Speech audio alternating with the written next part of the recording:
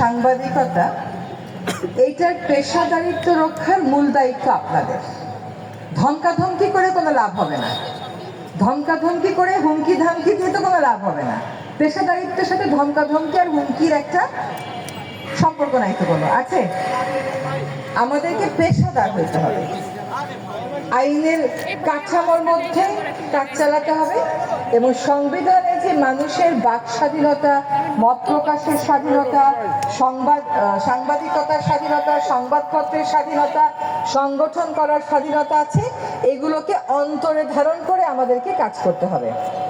আমার বলা লাগেনি, আপনাদের সাংবাদিক নেতৃবৃন্দেই বলেছেন যে আসলে আমরা সব সময় পেশাদারিত্বের সাথে কাজ করি নাই। যদি করতাম তাহলে আজকের এই আয়োজনের প্রয়োজন হতো না। সাংবাদিকদের মধ্যে মতবিরোধ থাকতে পারে, কিন্তু আমি যখন সাংবাদিকতা করব তখন আমার মূল লক্ষ্যটা হচ্ছে বস্তুনিষ্ঠতা, যে সংবাদটাকে আমি বস্তুনিষ্ঠভাবে পরিবেশন করলাম কিনা। আপনার একটা বিশ্লেষণে কেউ খুশি হতে পারে, কেউ খুশি না হতে পারে, কিন্তু বিশ্লেষণটা আপনার মত অনুযায়ী করার আপনার সম্পূর্ণ অধিকার আছে।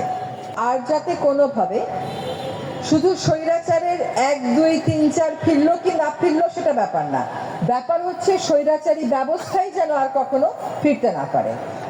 আমাকে দিয়ে আপনার মতন করে ফাইল সাইন করায় নিয়ে যাবেন, এটাও তো স্বৈরাচার, তা তো হতে পারে না।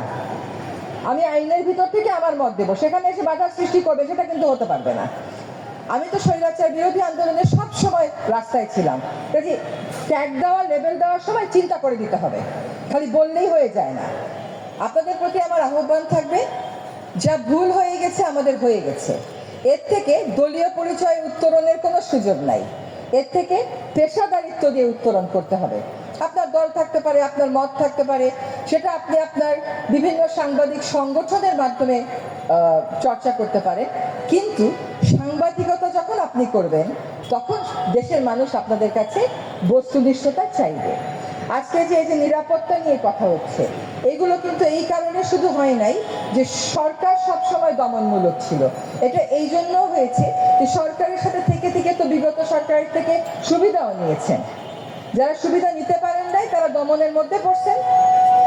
এখন আমি ওই সময়ের সুবিধা নিয়েছি আর আমি এই সময়ের সুবিধা নেব, এর মধ্যে তফাৎ আছে কোনো? আমি তো ভাই কোনো তফাৎ দেখতে পাচ্ছি না। আমি ওই সময়েও সুবিধা নিইনি, এই সময়ের সুবিধা নিব না, আমি আমার সাংবাদিকতার কাজটা করব। এটা যদি আমরা করতে পারি একটা পেশাদার গোষ্ঠী হিসাবে, তাহলে আমাদেরকে দমন পীড়ন করার ক্ষেত্রে যে কোনো সরকার দুইবার ভাববে।